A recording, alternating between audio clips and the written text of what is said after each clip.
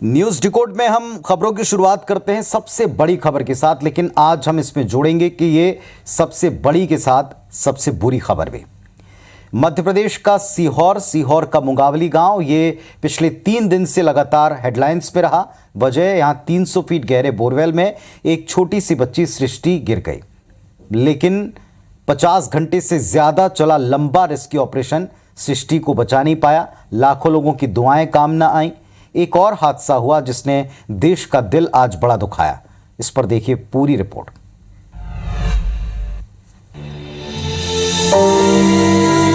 गुरुवार शाम ढलते ढलते जैसी ही सीहोर की सृष्टि की हरे कपड़े में लिपटी ये तस्वीर सामने आई, प्रदेश क्या पूरे देश की आंखें नम हो गईं और दिल बैठ गया। 2 दिन तक चले रेस्क्यू अभियान के बाद मासूम सृष्टि को सीधे एम्बुलेंस से जिला अस्पताल ले जाया गया, जहां डॉक्टर्स ने उसे मृत घोषित कर दिया और फिर उसे पोस्टमार्टम के लिए भेज दिया गया। 2.5 से 3 साल की मासूम बच्ची सृष्टि मंगलवार दोपहर खेलते खेलते खेत में बने बोर के गड्ढे में गिर गई थी और 29 फीट की गहराई पर अटक गई। फिर शुरू हुआ रेस्क्यू ऑपरेशन। खुदाई के दौरान कंपन से सृष्टि नीचे खिसकती गई और करीब 100 से 150 फीट नीचे गिर गई। बीते 2 दिन तक मौके पर एसडीआरएफ, एनडीआरएफ, आर्मी की रेस्क्यू टीम जूझती रही। गुरुवार सुबह दिल्ली की रोबोटिक टीम ने भी मोर्चा संभाला। रोबोट टीम प्रभारी ने बताया कि जब सृष्टि को बाहर निकाला गया तब वो बेहोश थी और कोई रिस्पांस नहीं दे रही थी। जैसे ही सृष्टि बाहर निकली, सारा माहौल बड़ा बोझिल और दुखी हो गया।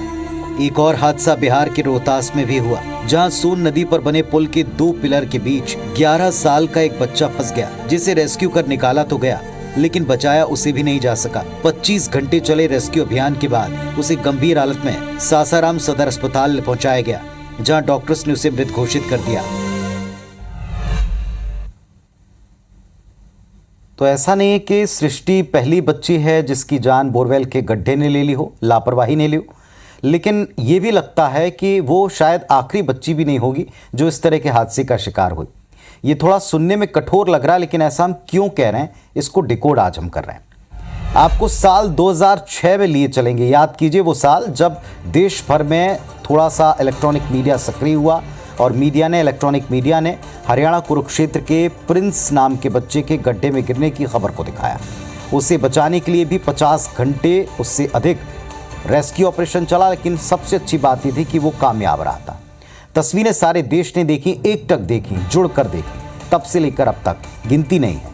हमने यानी मीडिया ने आपको बच्चों के बोरवेल में लगातार बच्चों के गिरने की खबरें, उनको बचाने के लिए 2 से 5 दिन तक चलने वाले लंबे रेस्क्यू ऑपरेशन की खबरें, पल पल का अपडेट दिखाया, तस्वीरें दिखाई, कई बार डिबेट की। लेकिन ये कड़वा सच है कि इस तरह के तमाम ऑपरेशन में संसाधनों और भरसक प्रयासों के बावजूद सफलता का प्रतिशत बहुत कम रहा।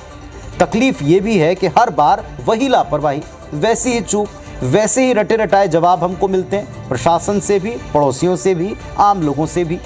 पर ना तो कोई सबक प्रशासन ने लिया, ना कोई सबक आपने हमने लिया होता तो आज सृष्टि सकुशल अपने घर के आंगन में होती, मां के आंचल में होती। सिंपल सावधानी वाले कदम हैं जो सबको समझ में आते हैं। बोरवेल खोदने से लेकर अंजाम देने तक की पूरी जिम्मेदारी खुदाई करने वाली कंपनी और मालिक जमीन की होती है।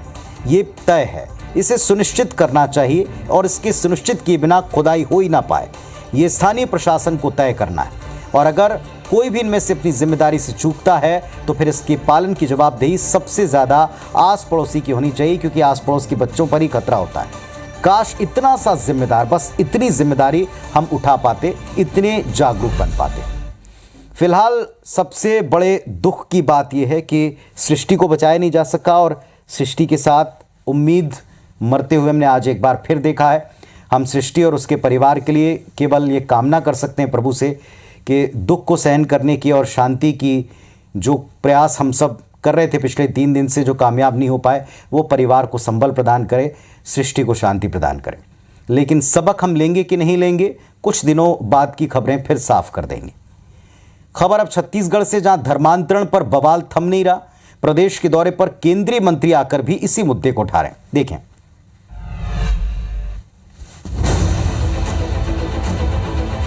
छत्तीसगढ़ के सियासी मुद्दों में धर्मांतरण की तपिश लगातार बढ़ती दिख रही। प्रदेश में चुनाव से पहले केंद्रीय नेताओं के ताबड़तोड़ दौरों के बीच में कांग्रेस सरकार को घेरने का क्रम जारी।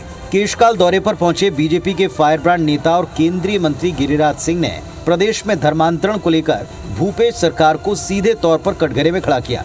और अपने आका को खुश करना कि मेरे छत्तीसगढ़ में, मेरे बस्तर में, मेरे जगदलपुर के अंदर केवल धर्मांतरण के लिए छूट दे रखा हूं, ये नहीं चलेगा।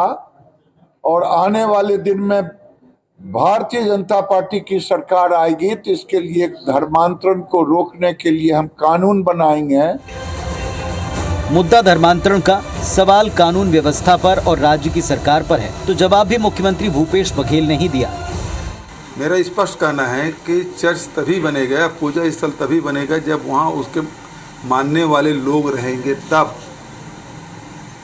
तो इसका मतलब ये है जितना धर्मांतरण 15 सालों में हुआ है उसके पहले न कभी हुआ था न अब हो रहा है। चुनाव से पहले बीजेपी लगातार बस्तर, सरगुजा समेत कई इलाकों में धर्मांतरण को बड़े मुद्दे के तौर पर उठा रही है। जाहिर है कांग्रेस को बीजेपी की इस रणनीति पर पूरी तरह से नजर भी रखनी पड़ेगी और सही जवाब भी देना पड़ेगा। उम्मीद बस यही है कि इन मुद्दों से प्रदेश में सद्भावना का वातावरण न बिगड़े। तो ना तो आरोप नए हैं ना जवाब नए हैं। हम आरोपों और जवाब के बीच में धर्मांतरण के मुद्दे की असल पड़ताल करते हैं, इसे अच्छी तरह से डिकोड करते हैं। पहली बात, संविधान में मर्जी से धर्म बदलने वालों को कोई रोक नहीं सकता, लेकिन लालच, लाचारी या दबाव, इनके द्वारा अगर आप धर्म बदलने का माहौल बनाएं तो वो भी अपराध है। इसे रोकना पुलिस का, प्रशासन का और सरकार का काम है, जिम्मेदारी है, इसमें कोई दो राय। परेशानी यहीं से शुरू होती।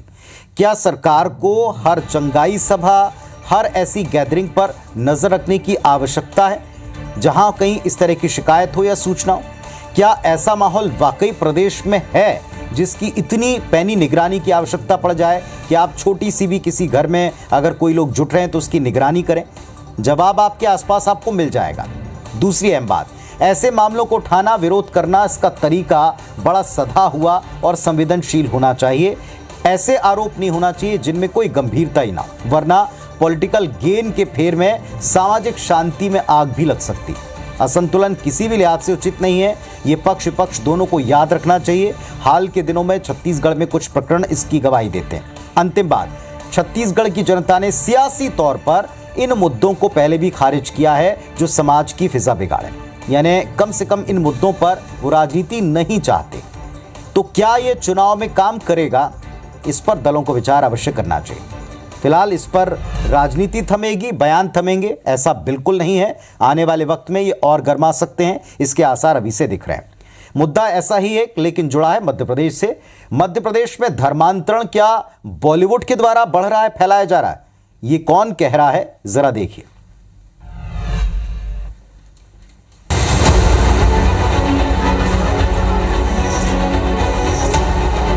मध्य प्रदेश कैडर के आईएएस नियाज खान एक बार फिर सुर्खियों में। पहले भी वो अपने बयानों और ट्वीट को लेकर विवादों में रह चुके हैं। फिलहाल उन्होंने दमोह के गंगा जमुना स्कूल से आती धर्मांतरण की खबरों पर IBS 24 से खास बातचीत में कहा कि मध्य प्रदेश ही नहीं पूरे देश में धर्मांतरण हो रहा है और इसके लिए बॉलीवुड सुपरस्टार जिम्मेदार हैं।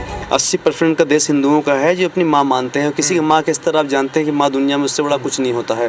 पर बॉलीवुड के अंदर भी सोचना चाहिए कि आप भाई वन साइड नदी क्यों बहा रहे हो, आप दोनों साइड से नदी बहाओ ना जा करके। कब तक करोगे? 80% बेचारे हिंदुओं का देश है, वहीं पे उनका धर्म छीना जा रहा है। That is highly wrong. जाहिर नियाज खान के बयान पर वार पलटवार होना ही। अपने बयान के बाद वो कांग्रेस और बीजेपी दोनों के निशाने पर हैं। मुझे लगता है आईएएस हैं, उनको राजनीति नहीं करनी चाहिए। उन्होंने क्या काम किया? अगर ऐसा कुछ हो रहा था तो नियाज खान आज तक खामोश क्यों थे?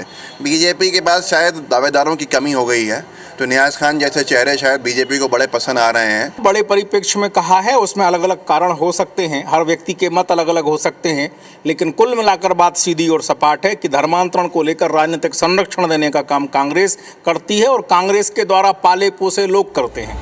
मध्य प्रदेश में धर्मांतरण की खबरों के बाद नियाज खान का यूं विवादों में आना एक और कारण से दिखता है। नियाज खान ने ब्राह्मणों पर एक उपन्यास लिखा है, ब्राह्मण द ग्रेट। लोगों का मानना है कि धर्मांतरण की खबरों के जरिए नियाज खान अपने उपन्यास की ब्रांडिंग करने का प्रयास कर रहे हैं।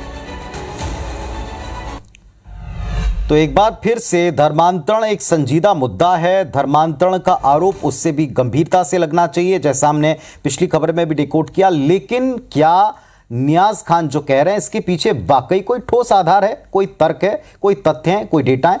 नियाज खान अपने बयान और ट्वीट से अक्सर चर्चा में रहे। आइए उनके धर्मांतरण को लेकर इस बयान इसको भी जरा डिकोड कर लें। धर्मांतरण का विषय बेहद संजीदा है, मिडिल अपर क्लास हो या बॉलीवुड, कई ऐसे उदाहरण हैं जहां धर्म परिवर्तन के साथ जोड़ियां बनी हैं, इसीलिए अक्सर वो निशाने पर रही हैं। बॉलीवुड का असर जनमानस पर होता है, इसमें कोई शक नहीं। नियाज खान ने इसके लिए बॉलीवुड को जिम्मेदार ठहराकर एक बड़े वर्ग का ध्यान अपनी तरफ खींचा है। नियाज खान ने सनातन से जुड़ी कई बातों की वकालत की। वो एमपी कैडर के आईएएस अफसर हैं, कई किताब में लिख चुके हैं, पहले भी कई बयान ऐसे आ चुके हैं, जेस्चर्स रहे जिनको लेकर वो सुर्खियां बटोरते रहे। धर्म की हिंसक छवि को मिटाने के लिए रिसर्च कर रहे हैं, अपने सरनेम को लेकर ट्वीट कर विवादों में रहे हैं। नियाज ने कहा था कि नाम में खान लगे होने के कारण बहुत भुगतना पड़ा। मुसलमानों के नरसंहार को दिखाने के लिए किताब लिखने की बात वो पहले कह चुके हैं। ब्राह्मणों की दशा को लेकर चिंता जता चुके हैं और अब जो उनका बयान है उन्हीं की अपनी किताब की पब्लिसिटी के तौर पर भी एक बड़ा वर्ग देखता और मानता है।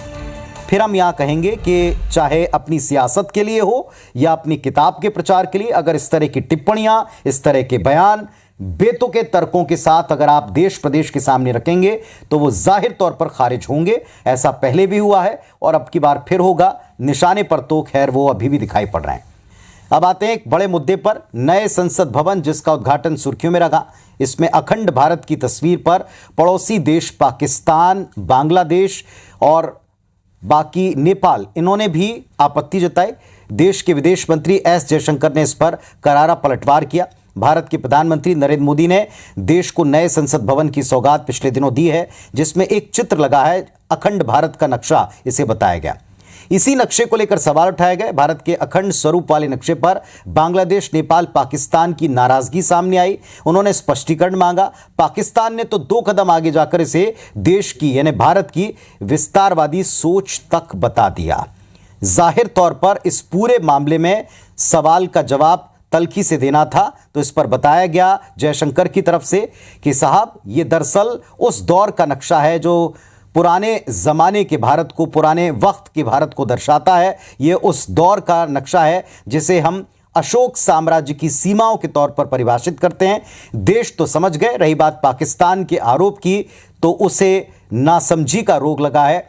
वो कभी इस तरह की परिपक्वता को समझ ही नहीं सकता, उसके पास समझने की ताकत नहीं।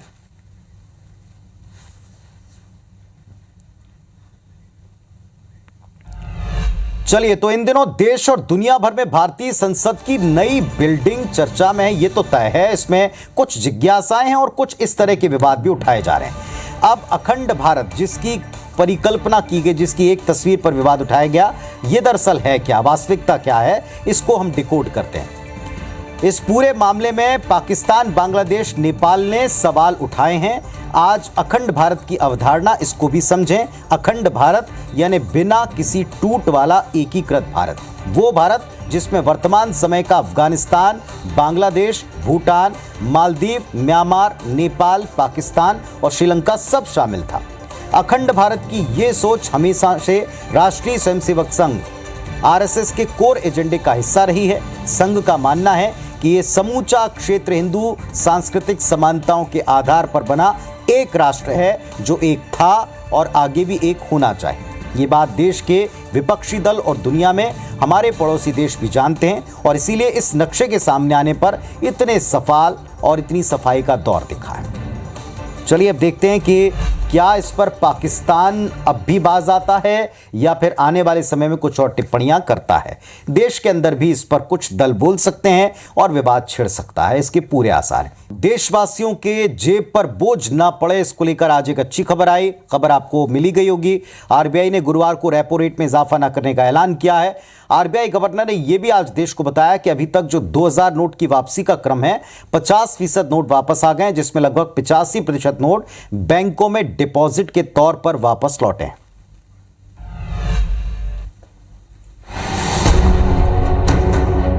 आरबीआई गवर्नर शक्तिकांत दास ने गुरुवार को देश को बताया कि आरबीआई ने देश में ब्याज दर 6.50 पर बनाए रखने का फैसला किया है। ये दूसरी बार है जब आरबीआई ने दरों में कोई इजाफा नहीं किया। आरबीआई का अनुमान है कि वित्तीय वर्ष 2023-24 में देश में महंगाई दर 4% के ऊपर ही रहेगी। वित्तीय वर्ष 2023-24 में रियल जीडीपी ग्रोथ 6.5% रह सकती है। जीडीपी ग्रोथ के पहले क्वार्टर में 8%, दूसरे में 6.5%, तीसरे में 6% और चौथे क्वार्टर में 5.7 रहने का अनुमान है। इसके पहले आरबीआई ने मई 2022 से फरवरी 2023 तक 6 बार दरों में कुल 2.50% की बढ़ोतरी की है, जबकि अप्रैल में रेपो रेट को 6.5% पर ही स्थिर रखा था। हालांकि जब जब ये ऐलान होते हैं तब तब इसके असर को हम बार बार बताते हैं। क्या होगा इसका असर और क्यों आरबीआई के इस ऐलान पर रहती है देश की नजर, इसको डिकोड एक बार फिर करते हैं। पहली बात, रेपो रेट पे बदलाव नहीं होने का अर्थ है किसी भी प्रकार का लोन जो आपने ले रखा है वो और महंगा नहीं होगा, आपकी ईएमआई पर कोई असर नहीं आएगा, वो नहीं बढ़ेगी। जब जब देश में महंगाई बढ़ती है तो आरबीआई रेपो रेट बढ़ा करके इकोनॉमी में मनी फ्लो को कम करती है। मनी फ्लो को कम करने का मतलब लोगों की क्षमता कम होगी तो खरीदेंगे कम, मनी फ्लो कम होगा तो मार्केट में पैसा कम आएगा, डिमांड कम होगी और जब डिमांड घटेगी तो महंगाई कुछ हद तक कंट्रोल होगी। ये सोच है इस पूरी कवायद की, इसीलिए हर बार हर तिमाही में ये नजर रहती है कि क्या और कितना आप घटाते हैं। पिछले 2 बार से इसमें कोई चेंज रेपो रेट पे नहीं किया, यानी लोन पर इसका कोई असर नहीं पड़ा है। एक और इंतजार देश को था, वो था मॉनसून का। कब आएगा, तो इंतजार खत्म हुआ। मॉनसून केरल में तटीय इलाकों को हिट कर चुका है। अब ये मध्य प्रदेश और छत्तीसगढ़ तक कब आएगा, जरा देख लीजिए। एक सप्ताह की देरी से सही मॉनसून केरल पहुंच चुका है। गुरुवार को केरल के 95% इलाकों में बारिश की शुरुआत हो गई। कुछ ही घंटों बाद कर्नाटक और तमिलनाडु में भी दस्तक देगा। मौसम वैज्ञानिकों का दावा है कि तेजी से दक्षिण से उत्तर यानी देश में ऊपर की तरफ बढ़ेगा और अगले सप्ताह तक उत्तर भारत के शहरों को भिगोएगा। छत्तीसगढ़ में मानसून के 15 से 18 जून तक और मध्य प्रदेश में 17 से 20 जून तक पहुंचने का अनुमान है। इसके पहले मौसम विभाग का अनुमान था कि 4 जून को मानसून केरल में दस्तक दे देगा, लेकिन अरब सागर में उठे बिपरजॉय तूफान ने इसका रास्ता रोका, जो अब पाकिस्तान की तरफ बढ़ चुका है। चलिए, तो सबको राहतों की फुहार का इंतजार है और ये फुहारें जल्दी ही छत्तीसगढ़ और मध्य प्रदेश की धरती को भिगोएं, किसानों के लिए एक अच्छी सुखद तस्वीर लेकर आएं, ऐसी उम्मीद हम करते हैं। मॉनसून कितने प्रतिशत रहेगा, फिलहाल इसको लेकर ठोस अनुमान नहीं है, उस पर भी हमारी नजर बनी रहेगी। आप देखते रहें IBC 24। आज के लिए बस इतना ही। अपना और परिवार का अच्छी तरह से ख्याल रखें। नमस्कार, शुभ रात्रि।